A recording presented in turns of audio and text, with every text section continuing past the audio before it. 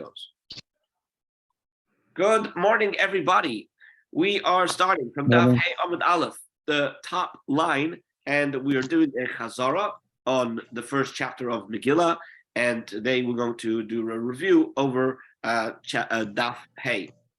So we start off with a statement from Rav, and he says as follows: when you read the Megillah in its time, which means if it falls out on a day that you can read it on its day, so the 14th for unwalled cities and 15th for walled cities, then you can read it even alone. You don't have to read it with a minyan, right? But he says when it's not in its time, which means to say, for example, if you have to read it earlier, right, then he's saying you need to read it. You need to read it with a minyan.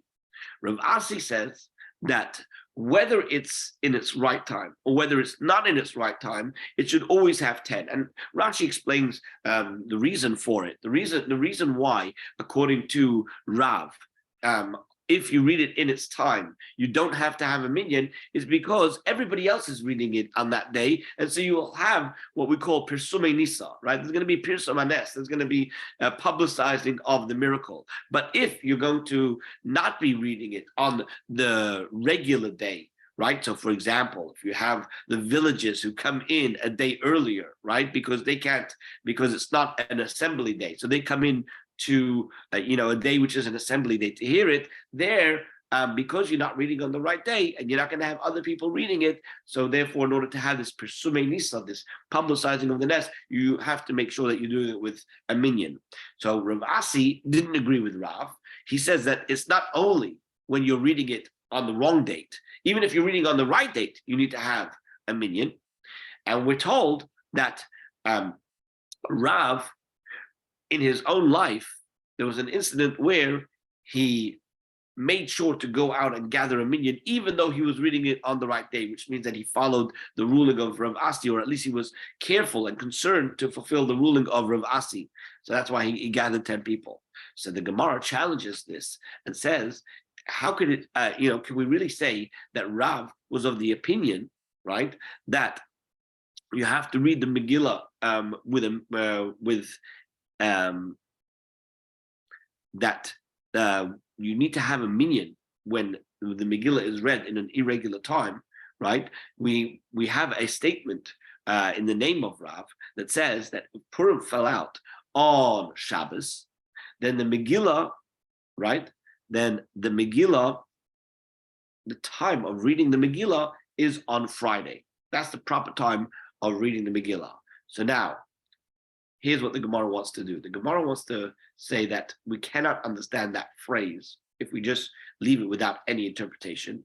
We're going to give an interpretation of what Rav is really saying, and the way we now are going to explain the statement of Rav, it seems to contradict what we're saying over here, that he says that you have to read it with a minyan when it's not on the right time. What does it say? We're asking like this: what would be the right way to say? What would be the right way to say that if Purim falls out on Shabbos, Friday is the day you should read it? The normal way of saying it is you bring it earlier, makdim it, right? That's how we've said it before. We've said that if the Kfarim, for example, can't read it on a day that they're not going to be going into town anyway, we say makdimin, we bring it earlier to the day of the assembly. So Rav's statement should have read as follows: Purim shechol is b'Shabbos, magdimin mikra Megillah le'erev Shabbos. Why are you saying that erev Shabbos is zmanam? It almost sounds like you're saying that the actual correct time of reading the Megillah is on the 13th, the day before Shabbos, which is not really the time. So therefore, the Gemara will now interpret these words, which raise the question that the Gemara is trying to ask. What does they take? They're saying what Rav's statement is really saying is that Sheloi bizmanam, when you're reading them, not in the regular time, it's kizmanam.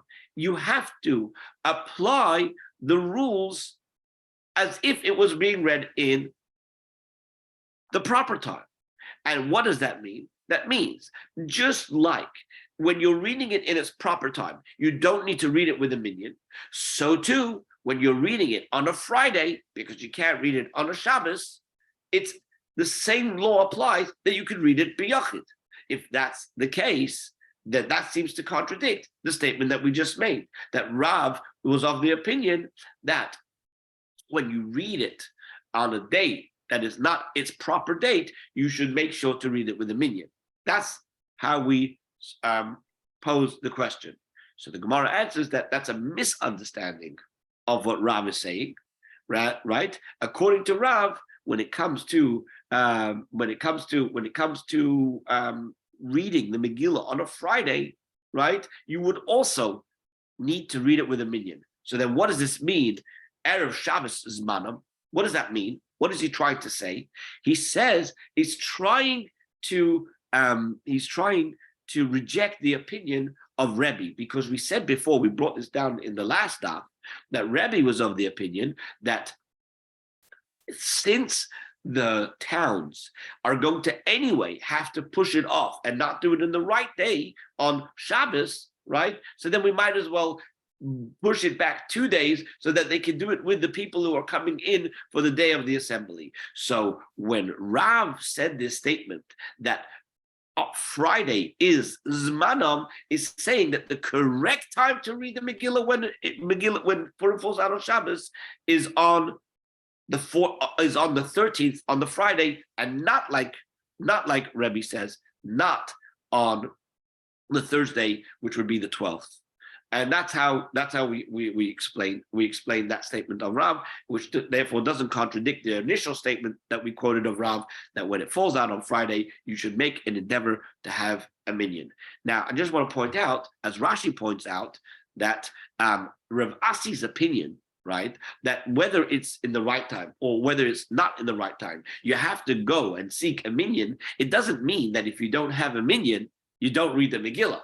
It just means it's preferable to the preferred way of doing the mitzvah is by hearing the Megillah.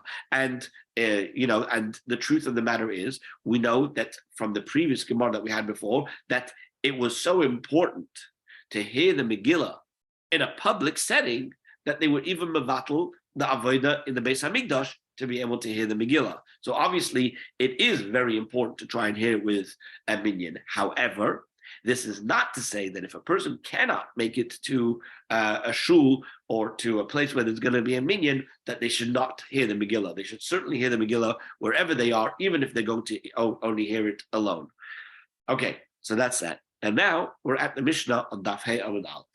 So the Mishnah, which we actually quoted some of it before, we asked, what is considered a large town, right?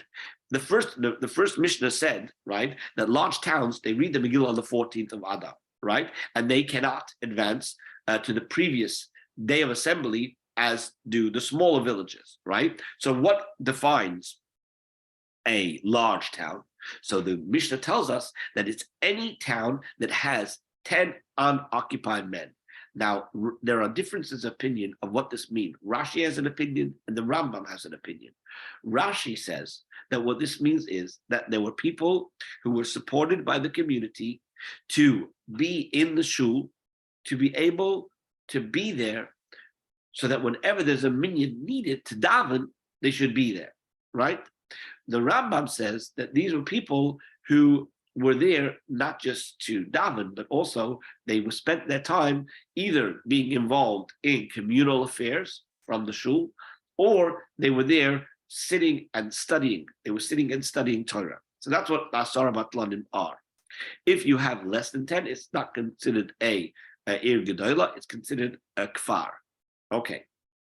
Now, with regards to the times of the Megillah reading, that's when the rabbis say that you bring it earlier, but you don't bring it later, which means to say the 14th and the 15th are the appropriate days. We never go past 15, i.e. to read it on the 16th or the 17th, or even if it falls out on Shabbos, if Purim falls out on Shabbos, we don't tell the people in the walled cities, read it on the 15th, which means we never delay the reading of the Megillah. We always bring it earlier.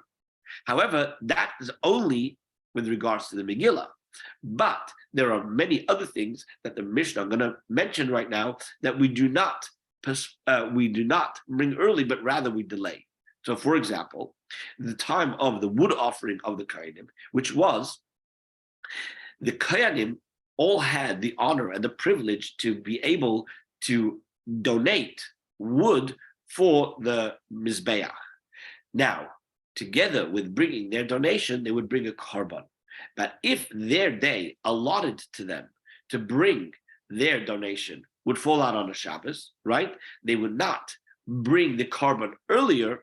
They would wait till after Shabbos and they would bring it later, meaning they wouldn't do it on Friday, they would wait till Sunday. Likewise, the Mishnah mentions Tisha B'Av, that we do not bring it earlier. Titus Esther, we bring earlier, right? And when Titus Esther, if it were to fall out on a Shabbos, we bring it earlier. But not so with Tisha B'Av. We don't bring it earlier, we push it off later. Likewise, the Chagiga offering. So there were certain offerings that one was obligated to bring for Yom Tov, right? Like, for example, the Korban the Korban Olah and the Korban Re'iyah. These things, right? The Korban Chagiga, if it fell out on Shabbos, you wouldn't come and make it earlier on Friday and bring them up, but rather you would postpone them. Likewise, the Hakel. When it comes to the Hakel, the assembly that would happen, like this year is a Hakel. The year after Shemitah is a Hakel year. What is a Hakel year? It's the year that during the festival of Sukkot, after the first day of Yom Tov, the king and all of the Jewish people would gather together, and the king would read from a podium inside the Beis Hamikdash, and he would read from the book of Devarim, right? So all of these things, right? These are postponed, but they're never brought earlier to an earlier time. Now, although the Chachamim said that we advance, but we do not postpone the Megillah reading, nevertheless, if, for example,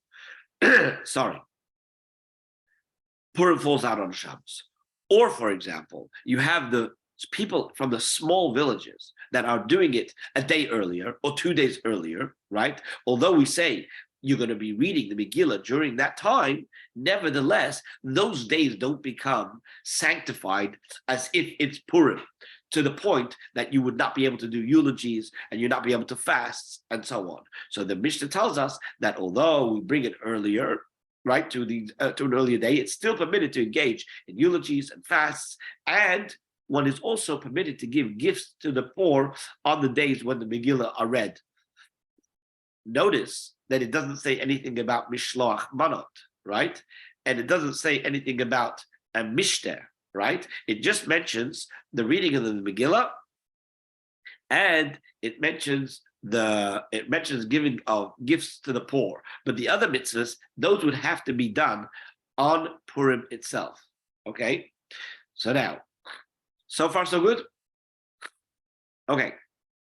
So now Rabbi Yehuda is going to clarify which villages, right, are allowed to advance their day of reading to the day of the assembly. It's only, in other words, this is a qualification over here, it's only those places that is their custom, meaning to say they generally do go in on Monday and Thursday for the day of assembly, and since they ordinarily go in, that's why we say that they can go in and bring it earlier. But if they're not going in anyway, which means to say it's not their general custom to go in every Monday and Thursday, but rather they have no fixed day for ever going into the larger towns, then they would have to read it together with everybody else on that day, because it's not an extra tircha, it's not an extra bother for them, because it's not as if they're going anyway on Monday and now they have to come back on Tuesday. They're not going on Monday, so therefore just come in on Tuesday. Right? You cannot, so therefore, according to Rabbi Yehuda, you cannot bring it, you cannot read it any earlier. Okay. So now, the Gemara cites a brisa which defines what are these asara batlanim, right?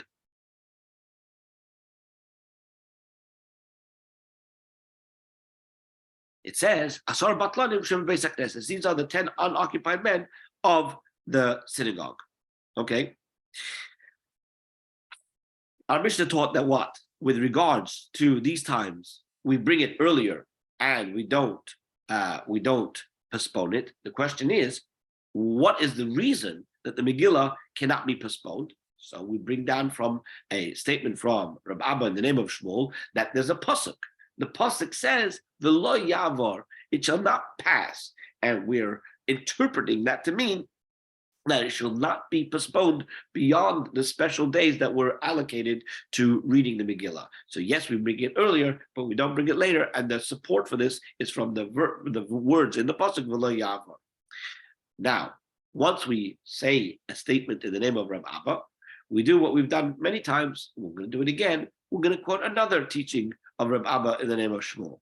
He says as follows: from where is it known that we do not count days to calculate years? What does this mean?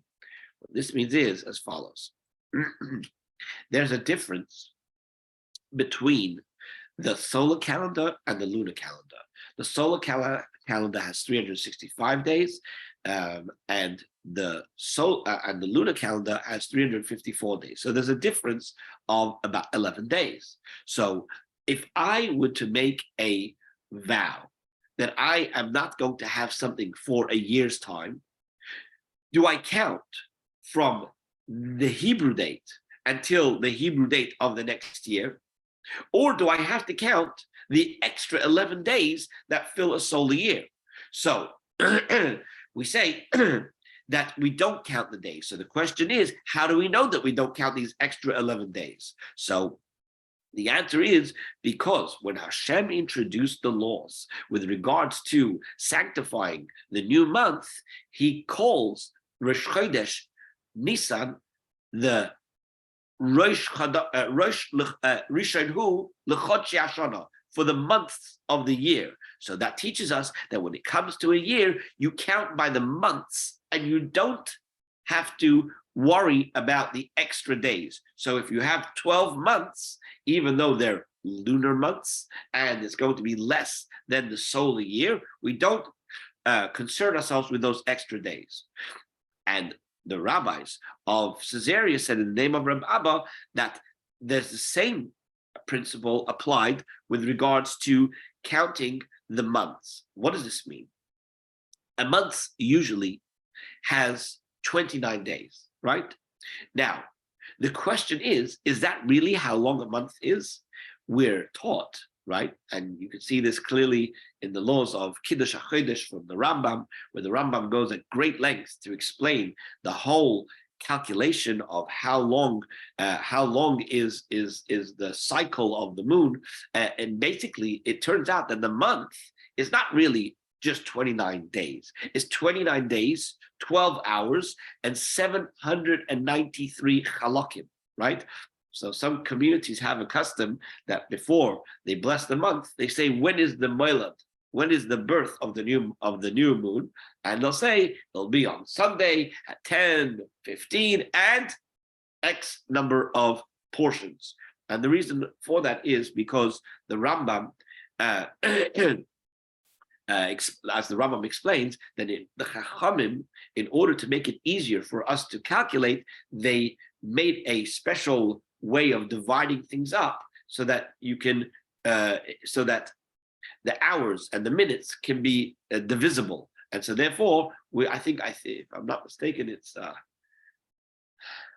just over 1,000 something halakim that we use, maybe 1,080. I don't remember exactly. That slips my memory. But the bottom line is that a month has 29 days, 12 hours, and 793 halakim. So the question is, if, for example, somebody wants to give a get, and he says, if I'm giving you this get on condition that I don't come back for a month. Now, do I count 29 days? Or do I count 29 days, 12 hours, and 793 halakim? So the rabbis of Caesarea taught in the name of Reb Abba that we count months, we don't, we count we don't count the hours, we only count the days. Like it says with regards to the Slav, ad chodesh yomim, right? So we see it's the days that we count and not the hours. So after 29 days, once 29 days has passed, we don't have to worry about the extra 12 hours and 793 halakim. Okay, we then move on to the next part of the Mishnah, which said that, by the way, if anybody has any comments or questions, feel free to stop me. This is just a chazara, but I'm happy to engage in any discussions. Okay, so we say like this. There's something called the time of the Atzei Koyanim, right? And we explained what that is, that they had a fixed time to bring their donations, and they would bring a korban with it. We also mentioned Tisha B'Av, right? And we also mentioned the Chagiga and the Hakel. All of these things, we do not bring them forward, we postpone them. So we're going to go through each one and ask why. Why do we postpone Tisha B'Av? Why don't we bring it earlier, like we do, for example, with Titus Esther? Why don't we bring it earlier? So the answer is because we don't want to advance a commemoration of a calamity, right? We'd rather hope that Mashiach will come, and then we won't have to have this the fast of Tisha B'Av. So therefore, why bring it early? Let's wait and see what happens, and hopefully we won't have to fast because Mashiach will come. What about Chagiga and Hakel? Well, these are easy to answer because their time hasn't arrived yet. And you cannot fulfill an obligation before the time arrives. So therefore, the time of bringing the Chagiga is on Yom Tov. The time of Hakel is on the first day of Chol HaMoed. And so therefore, doing it on the day before Yom Tov, you haven't done anything. So now, we bring down a teaching from a brisa. And it says as follows. We can postpone the Chagiga offering and all the time of the Chagiga offering, which on the surface doesn't make any sense. How do you read that line? How do you begin to take it apart? So the Gemara says like this: with regards to the Chagiga, right? That we can postpone the Chagiga. That is understood. That it means that if the first day of Yom Tov falls out on a Shabbos, so then it's simple. We postpone the Chagiga to after Shabbos. But what does it mean at the end of this statement that the time of the Chagiga, that all the time? What does it mean? Zman Chagiga. What does that mean? So we're going to bring down a number of different possible explanations of what Zman Chagiga means. So let's start with the first one. You have Rav Oishi. Rav Oishi says that what it means is that when the time for the Chagiga offering falls on Shabbos, right, or when the time for the Oila of Re'iyah falls on even on Yom Tov, and the reason why on Yom Tov you wouldn't be able to bring it up if it's the Oila of Re'iyah is because the only reason why we would allow you to slaughter an animal on Yom Tov is if you're going to eat it, right? The only reason why we would allow you to bring up a korban on Yom Tov is because you're going to partake in it. But if you have an oila, which gets completely consumed on the Mizbeach, so then there's no exemption for you because there's no oichel nefesh over here. You're not eating it. So what happens when the Chagiga offering falls on Shabbos or the Oila Re'iyah even falls on Yom Tov, right? So that would be the best time to bring it up on the first day. We postpone it. Okay. So now, before we go any further, we ask who is Reb Oishi's opinion, right? According to Reb Oishi's explanation, who's the author of the brisa that says that the Oila Re'iyah cannot be offered on Yom Tov? So we say that is Beis Shammai, because we've learned in the Mishnah, it says as follows. Beis Shammai say that you can bring a shlamim offering on Yom Tov, but you cannot lean on them. Every korban that you bring would have to be leaned on with two hands. That's called the smicha process. The smicha process is something that is forbidden on Yom Tov because we're concerned that if a person is going to lean on an animal, it might have to ride the animal. So you're not allowed to lean on an animal. So therefore, we say, according to Beis Shammai, you have to lean on the offering beforehand, right? So he says you can bring the shlomim on Yom Tov, but you cannot lean on them. But he says you cannot bring up an oila offering. You cannot bring up an oila offering. What Beis Hillel says is that you can bring the shlomim and the oilas on Yom Tov, and you can lean on them. So according to Rav Oshia's explanation, that this is what the Mishnah is trying to say, right? That you postpone the shlomim, but you can bring, for Shabbos. But on Yom Tov, you can bring the shlomim, but you cannot. One second.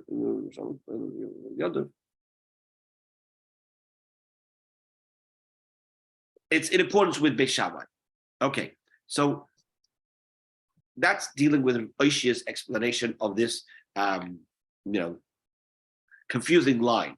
Rava offers a different understanding of this cryptic brisa, and he says that what the brisa means is that the festival offerings can be postponed the entire time of the festival, which means to say as follows: if I didn't bring it up on the first day of Sukkot because it was Shabbos, right? So then I can bring it up on the second day, the third day, the fourth day, the fifth day, the whole time. So long as it's still Yom Tov, that's still considered the time of bringing up the carbon. But Tfei, any more than that, you cannot bring it up.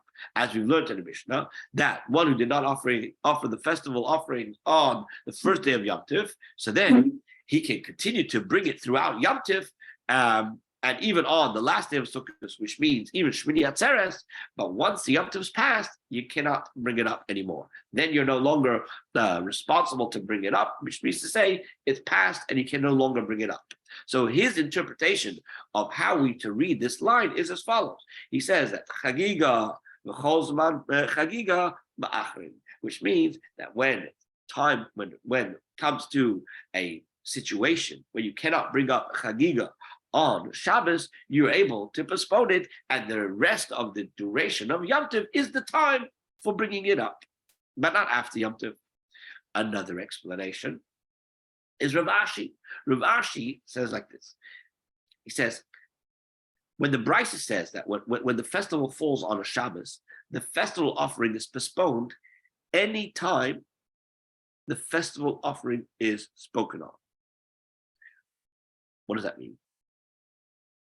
Even in the case of Shavuos, which is only a one-day Yom Tov, it is postponed, right? And he brings, as we learned in Bisham, I'm going to explain in a minute, it says that everybody, both Hillel and Beit Shammai, agree that if Shavuos fell on Shabbos, that the day of slaughter, meaning Yom Tovayach, right, the day of slaughter of the festival offerings is after the Shabbos. So the way Rav Ashi is explaining this to mean as follows. Pesach and Sukkot, we don't have a problem, because Pesach and Sukkot, they all have days of Chol HaMoed, they have the last days of Yom Tov, where you can always have what's called the days of Tashlumim, where you can make up for not bringing the offering on the first day.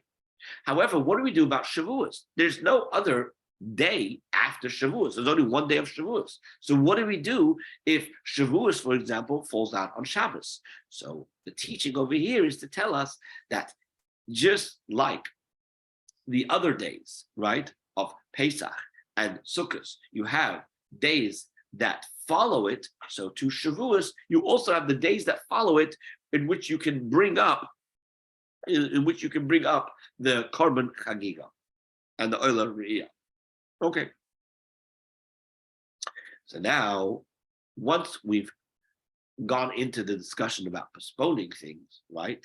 So we now mention something of a statement from Rebbe Loza in the name of Reb Hanina, which recounts something about Rebbe, which is going to be corrected by one of his students, but I'm not sure if it was one of his students or one of his colleagues, but Rabbi Abba Bazavta. But let's first hear what took place. So the story is, we're told that Rebbe planted a shoot on Purim, and he bathed on the market of Sipori on the 17th day of Tamuz. and he sought to abolish Tisha B'Av. But the rabbis did not agree with him in regards to Tisha B'Av. So this is what we mentioned as a recounting of what took place with Rebbe. So now we're mentioning Purim over here, we're mentioning Shiva also Tamuz over here, and we're mentioning Tisha B'Av. Obviously, the main connection to us is Purim, right? And we're going to analyze what he did on Purim. But once we're mentioning those as well, we're mentioning also Shiva also Tamuz and Tisha B'Av. So Reb Abba Bazavda says that no. What really happened is that we're not talking about coming to completely uproot Tisha B'Av. To say that about Rebbe is I don't know what to call it. It's Moitzi Shemra, because it says elsewhere in the Gemara, right, that anybody who doesn't fast on Tisha B'Av will not merit to see the building of the Beis Hamikdash. I mean, this is a terrible thing, right? To not fast on Tisha B'Av and to try to uproot Tisha B'Av. So rather, what happened? What really happened is that it was a year that fell out on Shabbos. Tisha B'Av fell out on Shabbos, and they wanted to postpone it to after Shabbos. So Rebbe said, once it's been postponed, let's postpone it altogether this year, right? And for that, the rabbis did not agree. The rabbis didn't agree to postpone it entirely. And so when Rebbe Lazar heard the teaching from Reb Abba Bar Zavda that the story was not as he had recounted, but rather the correct events were that it was a year that it was postponed, he said, two are better than one, because had I been learning on my own, had I been teaching this on my own, and not had you here to correct me, I would have made a mistake and erred in what actually took place. I would have assumed the wrong thing about what Rebbe's views were. But going back to the story about him planting a shoot on Purim, now that we've cleared up what happened with Tisha B'Av, we want to understand how could Rebbe have planted a shoot on Purim? Because the assumption of the Gemara at this point is that Purim is a Yom Tov. And if Purim is a Yom Tov, you shouldn't be doing any malacha, right? And if you shouldn't be doing any malacha, how could he plant something? That's what the Gemara asks. Rav Yosef taught the Brisa that it says in the Megillah, in chapter 9 of Megillah's Esther, that the Yom Tov of Purim was to be Simcha or Mishteh v'Yom Tov. And how does Rabbi Yosef explain this in the Brisa? Right? It brings the Brisa that says that Simcha refers to teach me that you're not allowed to have any fasts, right? Mishnah teaches me, Simcha teaches me you're not allowed to have any eulogies. Mishnah teaches me you're not allowed to fast on Purim. And Yom Tov teaches me that you're not allowed to do any work on Purim. So according to this, how could Rebbe plant a shoot on Purim? So the Gemara tries a few answers. First, the Gemara answers that we have to say that Rebbe lived in an unwalled city, and therefore he observed Purim when? On the 14th. When did he plant the shoot? On the 15th. So that is immediately challenged and says, well, how could you say that? We know that Rebbe lived in Tiberia, and Tiberia is one of those places that was surrounded with the wall from the times of Yeshua ben Nun. So therefore, Rebbe should have been observing the 15th day. And since he should have been observing the 15th day, if you're telling me the story was that he planted it on the 15th day, your statement that he was celebrating the 14th day doesn't fit. Why? Because his day of Purim wouldn't have been the 14th. His day of Purim would have been the 15th. So rather, what do we have to say? We have to say that really Rebbe observed the 15th day, right? Because he lived in a walled city like Tiberia. So when did he plant? He planted it on the 14th. So we're changing the story, okay? The Gemara questions this as well. How do you know? Why are you so sure that Tiberia reads on the 15th and not on the 14th? We have a record that Chizkiah, he was the king, a righteous king. He read the Megillah in Tiberia on the 14th and the 15th, right? Why? Because he was not sure whether the Tiberia was surrounded by a wall by the times of Rishon ben Nun, right? If that's the case, we're still back to the question, right? How come Rebbe planted a shoot on Purim, right? So the Gemara says that, look, for Chizkiah, this was actually a question. But for Rebbe, there was no question. He was sure that this was considered to be a walled city. And so therefore, we could say that he observed it on the 15th, and when he planted the shoot, he planted on the 14th. Okay, but the question is as follows, that even if Rebbe was sure that Tiberia was a walled city, right, and therefore his Purim is on the 15th, but still, who says it's permitted to plant on the 14th? Doesn't it say in Megillah's Tainus, right, that the 14th day and the 15th day of Purim, of Adar, are days of Purim, that we don't eulogize, and Rava says with regards to this statement that the only reason why Megillah's Tainus has to mention this is to tell us, right, that we're going to forbid those who observe Purim on this day, the 14th, that they cannot do the fasting and the eulogizing even on the 15th, and vice versa, which means to say we're going to block those 2 days no matter where you live, right? Whether you live in a walled city or you live in an unwalled city, those 2 days, no eulogizing and no fasting, and assumingly, right, that would be also true of not doing any work, right? Just like you're not supposed to do it on the 15th if you're in a walled city, you shouldn't be doing it on the 14th either, just as stated in the Megillah's Tainus. To which the Gemara responds that no, the application of this ruling that the 14th and the 15th are going to be blocked out as the days that you cannot eulogize and you cannot fast only apply to eulogizing and fasting, but they do not include not being able to do any malacha. The not doing any work is just the 1 day and not any further. Like the Gemara, is this true? Is it so that the work is forbidden only 1 day and not on the other? We have a story, and this story caused a lot of questions last time we mentioned it. We have a story that Rav saw a man who was sowing flax on Purim, and he cursed him, right? And what happened? He cursed that the flax should not grow, and the flax didn't grow. So therefore, how can you say that work is only forbidden for 1 day, right? For work seems to be forbidden on both days. So now, the assumption is that the guy who was sowing flax wasn't doing it on the day when he was celebrating Purim, but rather it was, let's say, Shushan Purim, when he was in an unwalled city, right? So the Gemara answers that no.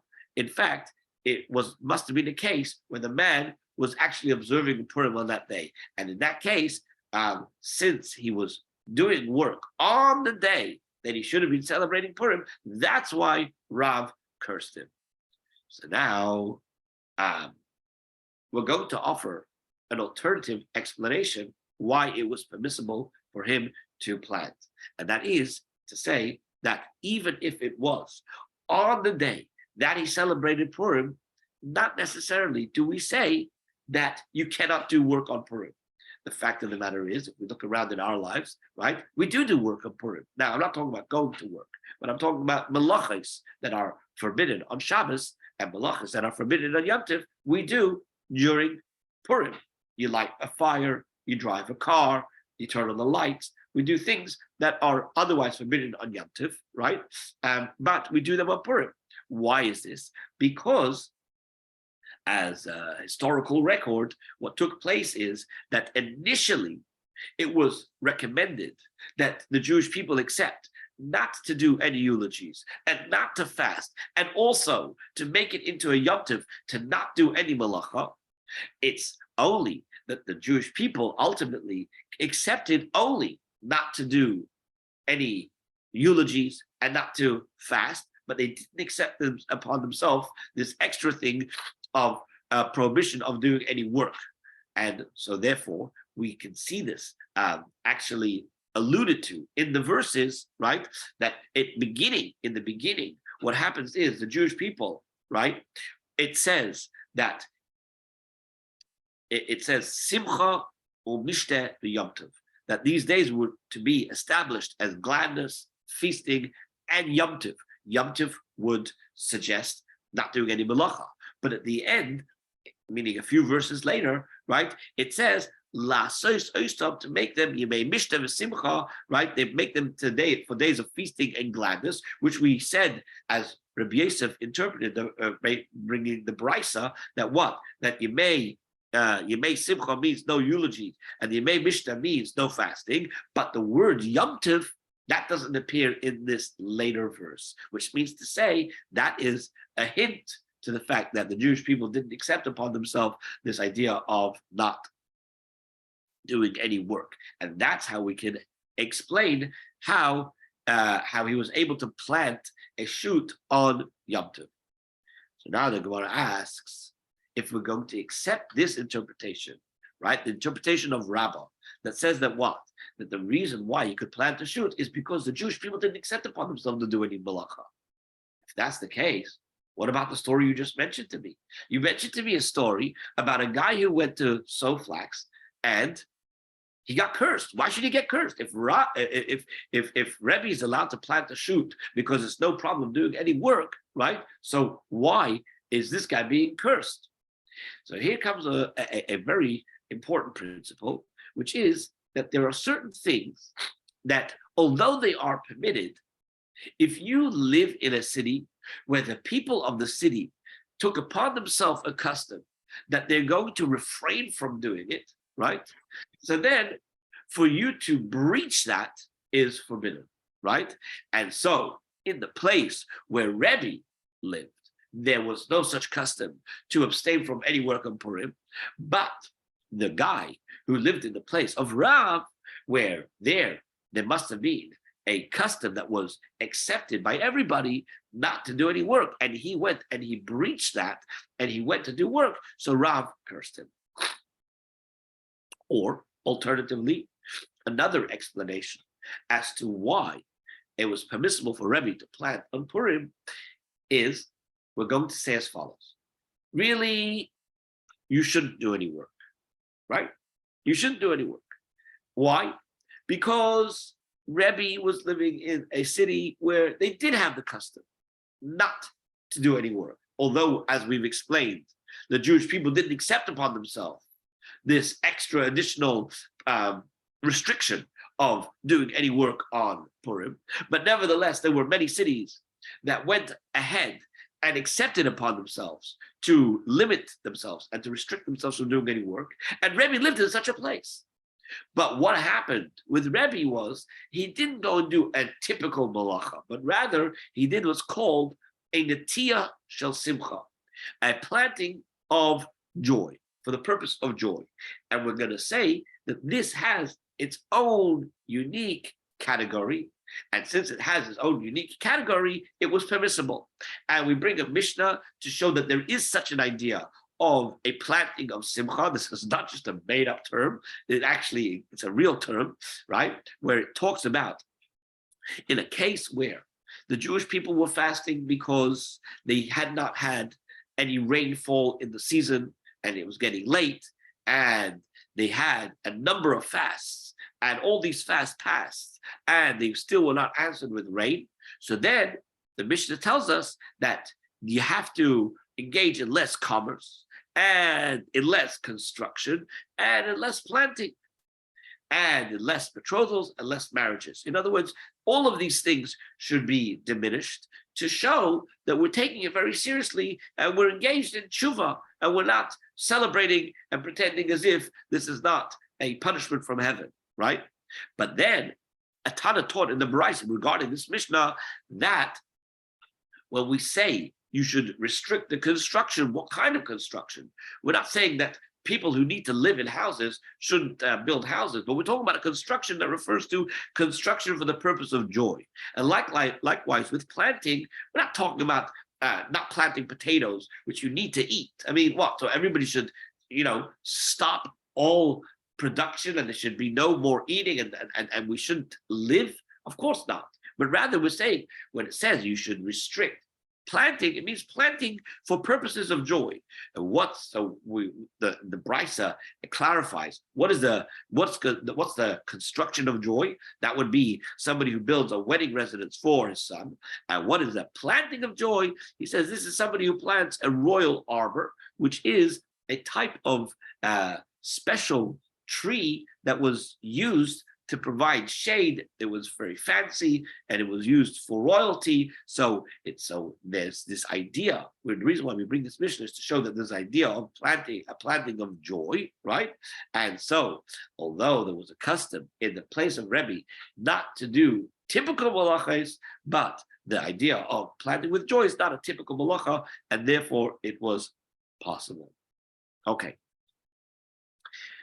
We had mentioned, as we were trying to analyze what happened with the Rebbe, we mentioned in passing that Chizkiah had a doubt as to whether or not he should read on the 14th and 15th in Tiberia, because he wasn't sure whether it was walled from the time of Yeshua ben Nun or not. So we find this word again, gufa, going back to the text that was mentioned earlier, and we analyze it further and say, what does this mean? What does it mean that he had a doubt whether it was surrounded by a wall in the days of Yeshua ben Nun? So is it possible that Chizkiah was in doubt over the status of Tiberia? We have a pasuk in the book of Yeshua which refers to a place called Rakas, among the other names. And Rakas, we've established, is Tiberia. If that's the case, then from scripture alone, you'll be able to know that it was walled in the time of Yeshua ben Nun. And so what was Chizkiah's doubt? So the Gemara says that this is the reason why he was in doubt is because the wall on one side of Tiberia was actually a wall of water, right? And since it was only a wall of water, which served as a protective barrier, but he's not sure whether this wall is actually classified as a wall. So the Gemara says, one second, if that's the case, if one side of Tiberia is enclosed by water, so why is he in doubt? Maybe we should just say that it's certainly not a walled city because it's only surrounded by three sides, and the last side, which doesn't have a wall but has water, right, is not a wall. And we learned in a Brisa that when it says which has a wall, it implies a real wall, right? That it teaches us that when it says Asher lo chayma, that it has a wall, it means a real wall, not a wall of houses, right? And the next verse states Saviv, which means that when you're talking about a walled city, the criteria, the definition of a walled city is a city that has a wall that's going all the way around, right? Which that would exclude Tiberia, which is not surrounded entirely by a wall because part of it is only protected by the sea, and therefore it's not completely closed off. So the Gemara now explains why Chizkiah was in doubt, because he says like this: with regards to the laws of redeeming houses, which we mentioned yesterday, right? That we said if you want to redeem a house of a walled city, right? So in that context, he's for sure not going to consider Tiberia to be a walled city, because we explained, right, that when it says Asher lo chayma, it has to have a real wall. So with regards to whether Tiberia fits for a place where you could redeem a house that was sold, it didn't qualify. It didn't qualify because it didn't have a full wall going around. But what was his doubt? His doubt was with regards to reading the Megillah, because he wants to know what is the definition of the term prosim And what is the definition of the idea of a walled city, right?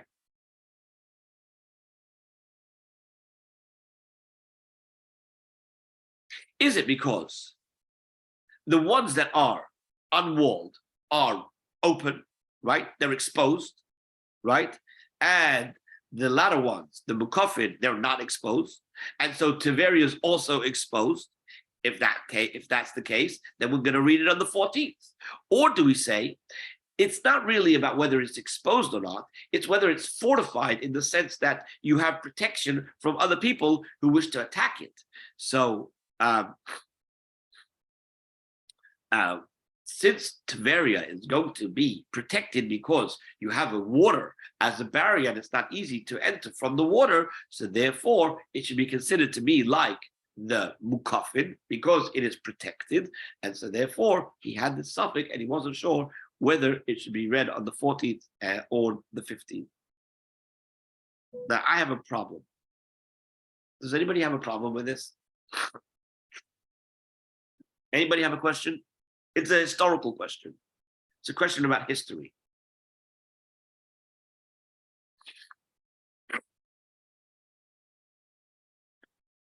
When did Chizkiyahu HaMelech live? Anybody? Chizkiyahu HaMelech lived in the time of the Bayis Rishon. Right? Correct me if I'm wrong. Chizkiyahu HaMelech was in the time of Bayis Rishon. If Chizkiyahu HaMelech was in the time of the Bayis Rishon, so how can we be talking about the Megillah?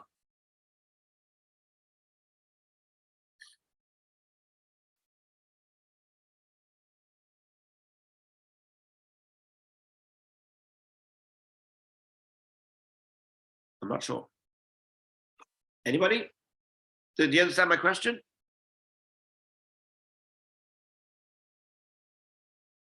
I don't know. Is there no sound?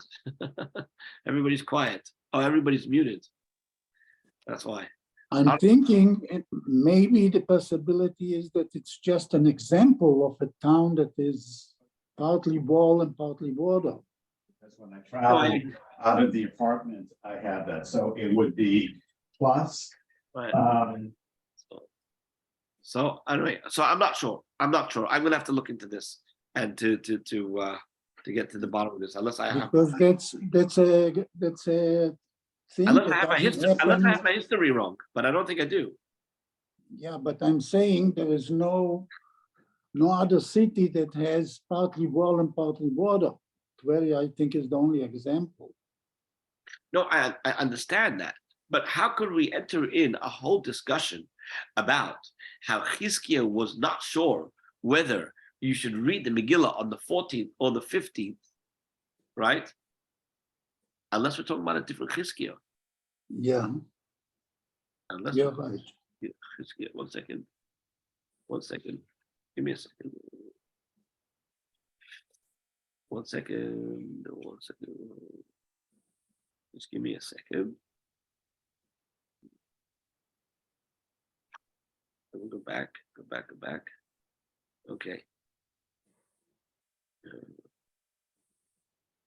Okay. One second.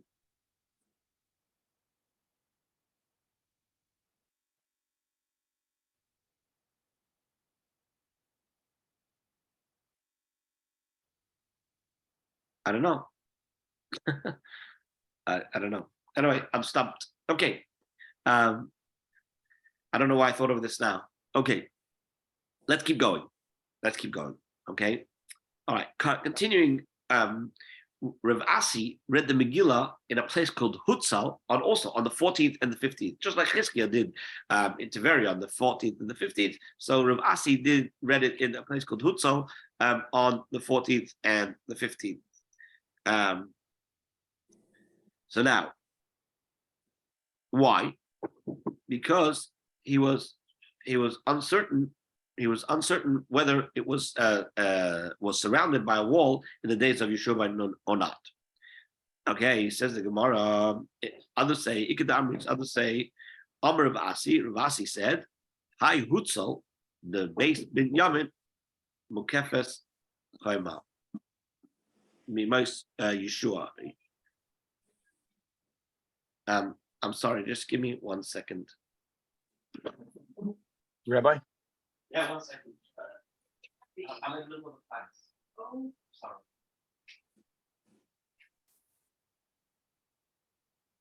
Yeah, so sorry about that. So Amar, so Ikeda Amri, others say Amar Ravasi.